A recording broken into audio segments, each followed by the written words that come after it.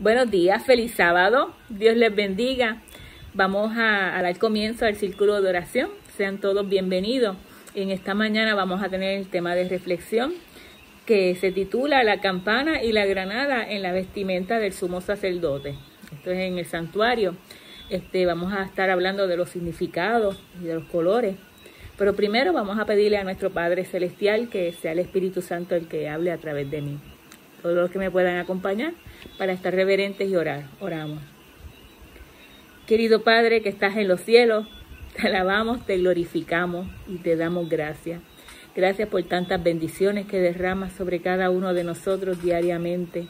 Gracias, Padre, por el don de la vida. Gracias por la salud. Gracias porque nos cuidas y nos proteges siempre. Gracias porque has prometido que vas a estar con nosotros todos los días hasta el fin del mundo. Y es una maravillosa promesa. Gracias, Dios, porque tú estás a un pensamiento de distancia.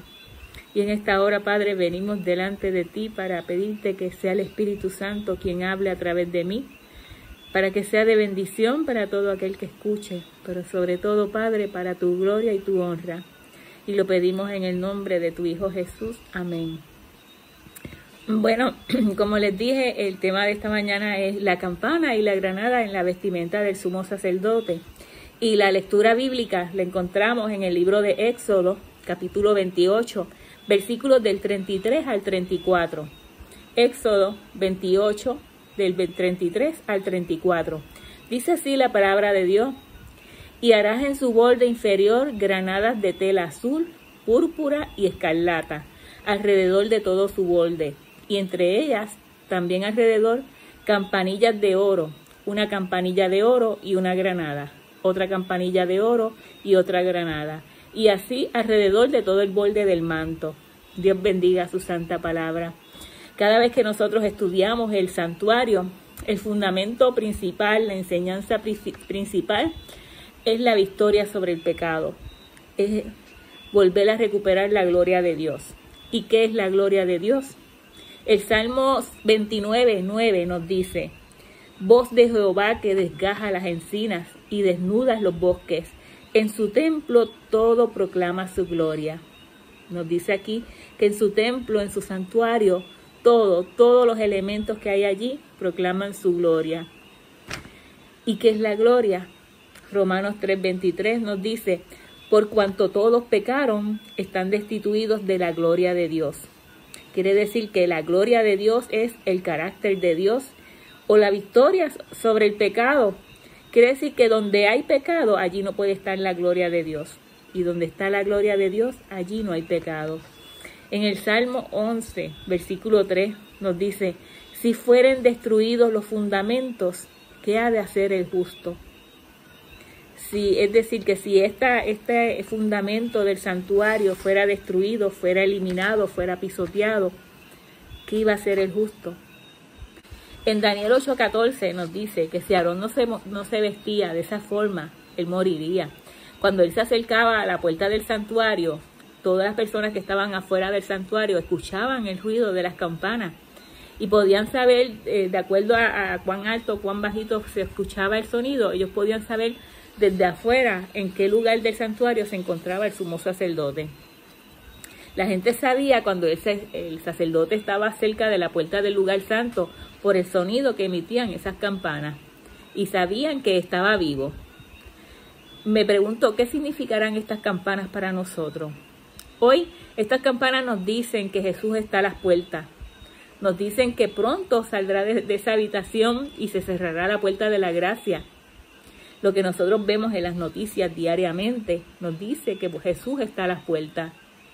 Todo el ambiente que nos rodea, la naturaleza, los animales, todo nos grita que Jesús está a la puerta. Y yo quiero que en este día nosotros vayamos a ver el significado de cada uno de estos elementos para ver qué mensaje nos traen en esta hora. Las campanas representan eventos finales, los eventos proféticos que están aconteciendo, que cada día en este tiempo nosotros podemos ver a través de las noticias cuán cerca está Jesús. Podemos ver que todas las señales del fin de los tiempos se están dando. La crisis financiera que vemos a nivel global, el problema de desempleo, la pandemia que hasta lleva ya 2 años, casi 2 años. Todo esto, desde que las Torres Gemelas cayeron, que todo cambió, el mundo dio un cambio también. A partir de ahí hemos estado viendo eventos de la naturaleza, eventos que sacuden países, y todo esto nos dice que Jesús está a las puertas. Las leyes, como se han ido cambiando, como han ido cambiando los pensamientos, que lo que ahora antes era malo, ahora es bueno, y viceversa. Por ejemplo, las leyes a favor de la homosexualidad, los conflictos bélicos, los desastres naturales, los cambios que hay quitando derechos civiles. Todas estas cosas nos están diciendo que Jesús pronto va a regresar. Nos dice la Biblia que estas campanas eran de oro. Así que vamos a ver qué significa el oro en la Biblia para poder buscar el significado de este mensaje. Primera de Pedro 1:7 nos dice: para que sometida a prueba vuestra fe, mucho más preciosa que el oro, el cual, aunque perecedero, se prueba con fuego, sea hallada en alabanza, gloria y honra cuando sea manifestado Jesucristo. Quiere decir que el oro significa nuestra fe. ¿Qué es la fe? Hebreos 11:1 nos dice: es pues la fe, la certeza de lo que se espera y la convicción de lo que no se ve. Noé nunca había visto la lluvia. Él no conocía lo que era lluvia porque nunca había llovido antes del diluvio. La tierra se regaba por un rocío que salía debajo de la tierra. Nunca había caído lluvia. Y Noé creyó por fe. Y de esta fe de la que estamos hablando, de creer sin ver, de creer, aunque tú no sepas de qué te está hablando Dios, qué es lo que te está proponiendo Dios. Noé no le dijo a Dios: mándame un poquito de lluvia, o ponme una nube negra para yo ver cómo es ese proceso, o aunque sea una lloviznita. Nada de eso. Noé creyó por fe, y así tiene que ser nuestra fe. Nosotros tenemos que creer aunque no entendamos qué es lo que nos está pidiendo Dios. Todos saben lo que es una granada, esa fruta que está llena de muchas semillitas por dentro, que es color roja. La naturaleza tiene algo maravilloso, y es que muchas de las frutas tienen una forma que se parece al órgano del cuerpo para el que es buena. Por ejemplo, una nuez es muy buena para el cerebro, y si tú miras una nuez parece un cerebro. Pues una granada es muy buena para el corazón, y si tú miras una granada parece un corazón. Es importante que cuando uno pica la granada, ¿qué es lo que uno ve ahí? Muchas semillas, ¿verdad? Pues la razón por la que Dios no puso en ese borde una manzana o un guineo o cualquier otra fruta es porque cada cosa tiene un significado. Y una de las cosas que caracteriza a la granada es que tiene muchas semillas. Y la semilla era bien importante para el pueblo de Israel. Porque la semilla, ¿qué significaba? Bíblicamente, ¿qué significa la semilla? En Lucas 8:11 nos dice: esta es pues la parábola. La semilla es la palabra de Dios. Vamos a ver ahora qué significa el color carmesí, porque nos dice la lectura que las granadas tenían un color carmesí.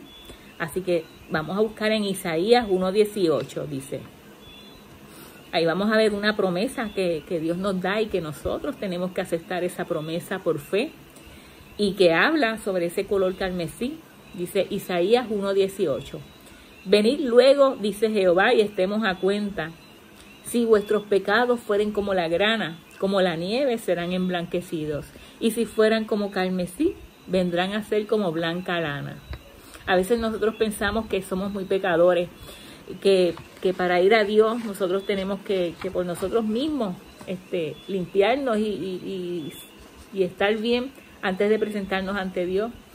Pero Dios ama al pecador. Él no ama al pecado, pero ama al pecador. Y Él quiere que nosotros vayamos a Él como estamos. Él se va a encargar de limpiarnos, de ayudarnos a que nosotros podamos quitarnos esa mancha del pecado que tenemos. Y Él nos dice: si tú vienes donde mí, Adriana, si tú vienes donde mí y te arrepientes de tus pecados, yo te voy a perdonar. Y la fe no es lo que tú sientes, sino que es lo que Dios te dice. La fe no se trata de sentimientos o de la emoción, sino de lo que Dios te dice. Si Dios te dice que te va a perdonar, créelo por fe que tú vas a ser perdonado. Muchos se quejan y se quedan ahí en ese pensamiento de pedir perdón y volver a pecar y volver a pedir perdón. Y claro, Dios te perdona, Él siempre nos perdona. Pero Él no quiere que nosotros nos quedemos ahí en el color carmesí, que estemos en ese círculo de cometer errores, de pecar y después ir donde Dios para pedirle perdón. Él quiere que tú continúes hacia adelante y Él por eso te presenta la granada de color azul. Vamos a ver qué significa el color azul.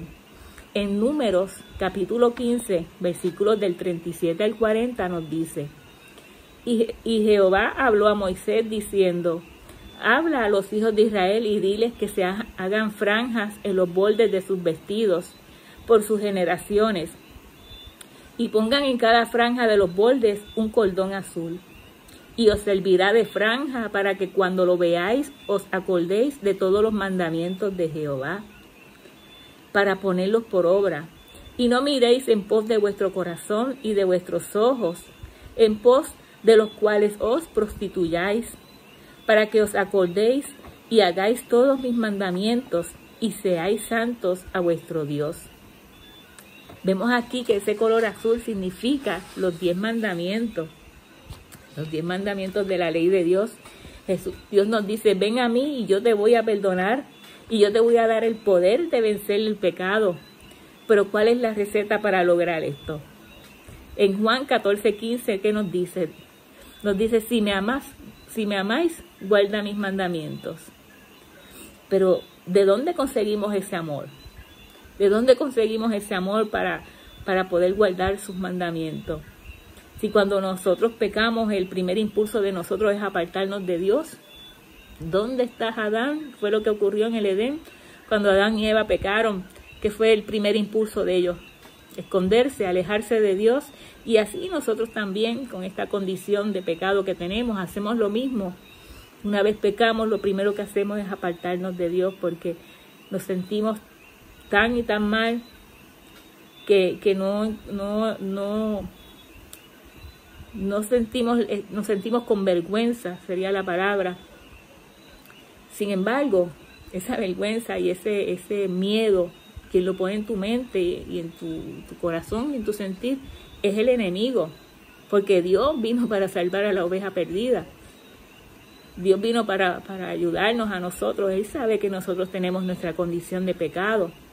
Pero el enemigo se aprovecha de ese primer impulso del ser humano de alejarse de Dios. Y él aprovecha ese momento para poner cosas en tu mente y en tu corazón y decirte: tú no vales nada. Ya estás otra vez cometiendo pecados y mira cómo tú no quieres a tu Dios, y empieza a meterte cosas en tu mente y en tu corazón, y tú comienzas a hacerle caso a la voz del enemigo y empiezas a apartarte de Dios. Sin embargo, si tú te das cuenta de eso y tú sabes que ese es un obrar del enemigo, de poner cosas en tu mente para que tú te apartes de Dios y te alejes, proponte, cuando esto vuelva a ocurrir, hacer todo lo contrario, buscar de Dios. Necesitamos más de Dios cada vez que pecamos, cada vez que estamos en una tentación. Tenemos que buscarlo, tenemos que acudir a Él para que nos ayude a poder vencerla. En medio de la tentación, si tú buscas de Dios, estudiando la Biblia, mirando la Biblia, o te pones a orar, la tentación se va a ir, se va a alejar de ti. Pero si caes, si no lo haces en el momento y caes en esa tentación, pues busca de Dios, porque Él te va a ayudar a recuperar nuevamente, a levantarte, a poder seguir adelante. Pero no te alejes de Dios, busca de Él. Romanos 5 dice que el amor está en nosotros, derramado por el Espíritu Santo. No es que nosotros tengamos amor. El amor lo pone Dios en nosotros a través del Espíritu Santo. Primera de Juan 4:9 nos dice: nosotros le amamos a Él porque Él nos amó primero. Necesitamos amor para poder guardar sus mandamientos. ¿Y dónde nosotros encontramos ese amor? Hay que mirar a la cruz. Hay que mirar el plan de salvación. Hay que buscar la manera de que Dios nos dé sabiduría y nos abra la mente y el entendimiento para nosotros entender qué fue lo que ocurrió allí en la cruz. ¿Qué fue lo que pasó allí en la cruz? Esa es la prueba de amor más grande, de que Dios nos ama. Y nosotros tenemos que entender eso, porque cuando nosotros entendemos que lo que ocurrió allí en la cruz fue un desbordamiento de amor tan sobrenatural por la raza humana, y cuando entendamos eso, nosotros vamos a aprender a tener ese amor en nuestro corazón y vamos a aprender también a guardar sus mandamientos, porque Él nos amó primero a nosotros, por eso lo amamos. Vamos a ver qué significa el color púrpura. ¿Quiénes se visten de púrpura? Siempre vemos aquí en la tierra, los reyes siempre se visten de color púrpura, siempre los trajes de los reyes son color púrpura. Y en Marcos 15, versículos del 17 al 20 nos dice, esto refiriéndose a Jesús, dice, y le vistieron de púrpura y poniéndole una corona tejida de espinas, comenzaron luego a saludarle, salve Rey de los judíos, y le golpeaban en la cabeza con una caña, y le escupían, y puestos de rodillas le hacían reverencia. Después de haberle escarnecido, le desnudaron la púrpura, y le pusieron sus propios vestidos, y le sacaron para crucificarle. Es triste, ¿verdad? Cuando uno ve esa palabra escarnecido, a mí me estremece, de verdad. Tantas cosas que le hicieron a Jesús. Y aquí Marcos nos está diciendo, si tú vas a venir a Jesús por la fe, sin dudar, y confiesas tus pecados, y crees que Dios te perdonó, lo crees con fe, lo crees de verdad, y si tú entiendes mi amor en la cruz, si tú entiendes que yo te amé a ti primero antes de que tú me amaras a mí, tú vas a guardar mis mandamientos, y tú no vas a pecar más, y vas a venir cada día a la cruz y vas a seguirme. Y si haces esto, yo te voy a dar el poder de guardar mis mandamientos. Y cuando guardes mis mandamientos, un día muy pronto vas a estar sentado conmigo en mi trono. ¿Y quién se sienta en los tronos? Los reyes, ¿verdad? Y Él nos ha concedido que nosotros vamos a estar también sentados a su lado en su trono. Hoy Dios nos pregunta en qué granada nosotros estamos. Algunos están en la carmesí, confesando pecados y estancados en el pecado, en ese ciclo vicioso, que el enemigo lo ha mantenido ahí, diciéndole, tú no puedes vencer el pecado, tú siempre vas a estar en este círculo vicioso, confesando pecados y volviéndolos a cometer. Pero Dios no te dice eso. Dios te dice que trae otra granada. Tiene la granada azul, y Él te va a ayudar a que tú también puedas guardar sus mandamientos. Mira la cruz, mira cuánto te amó, mira la sangre que se derramó allí, la sangre del Hijo de Dios. No fue cualquier sangre, fue la sangre del Hijo de Dios, del Creador del universo. No fue la sangre de Adriana, ni la sangre de cualquier persona, de cualquier ser humano en esta tierra. Fue la sangre del Hijo de Dios. Y si eso no te conmueve, tienes que pedirle a Dios que te haga entender qué fue lo que ocurrió allí en la cruz. Y Dios dice, ven a mí que yo quiero perdonarte, pero también quiero darte victoria sobre el pecado, para que también tú puedas guardar mis mandamientos y puedas reflejar la gloria de Dios en tu vida, puedas reflejar el carácter de Dios, para que puedas sentarte a mi lado, en mi trono, para que venza, para que tengas victoria sobre el pecado. Hay una historia muy interesante en la Biblia sobre la mujer del flujo. La mujer del flujo sabe que Jesús está a la puerta. Ella ha escuchado de sus milagros, de todas las sanaciones que él había hecho, de su amor por la gente. Él está caminando frente a ella. Sabe que es su única oportunidad de acercarse a Él Y aunque el enemigo pone muchos obstáculos y muchos pensamientos en su mente para que ella no se le acerque a Jesús, para que ella no tome esa decisión de acercarse a Jesús, ella por fe, ella se lanza para tocarlo, porque ella decía en su mente: si yo solamente logro tocarlo, si solamente yo logro llegar a Él, aunque la multitud me lo impida, aunque Él me vea, aunque muchos me pisen en medio de este revolú, si yo tan solo logro tocar un pedacito de su manto, yo seré sanada. Ella por fe sabía que si ella lograba estar, aunque fuera cerquitita de Él, aunque fuera tocarlo, aunque fuera tocar su manto, ella sería bendecida. Pueden ver todo lo que significa ese gesto de tocar precisamente esa parte de la túnica de Jesús. Jesús lo sintió. Jesús sintió el poder que emanó de Él. Alguien en medio de la multitud había comprendido lo que era el fundamento del santuario, y Él estaba dando sus recompensas, que se pudiera sentar en el trono a su lado. Y muchos gritaban: ¿qué pregunta? Le decían, Jesús preguntó quién me tocó, y muchos le decían: ¿cómo vas a preguntar quién te tocó en esta multitud? Pero Jesús sabía que alguien con fe, alguien que había creído que Él podía sanarla, alguien que había creído que Él tenía amor, que Él daba amor, alguien que había creído por fe, sin dudar, se había lanzado para tocar aunque fuera el borde de su manto. Y Jesús la sanó al instante. Y Mateo 14:34 nos dice: y les rogaban que les dejase tocar solamente el borde de su manto, y todos los que le tocaron quedaron sanos. Esta promesa también es para nosotros hoy en día. Nosotros somos protagonistas de los eventos finales. Somos la última generación. Los noticiarios nos hablan cada día y nos muestran los cumplimientos de profecías finales. Y nos dicen que Jesús está a las puertas. Y si tú crees con fe, sin dudar, y crees en la palabra de Dios, y que Dios perdona tus pecados, y que por amor Jesús te va a ayudar a guardar los mandamientos, tú vas a tener victoria sobre el pecado, y Él te va a dar el galardón, la vida eterna. ¿Cuántos dicen amén?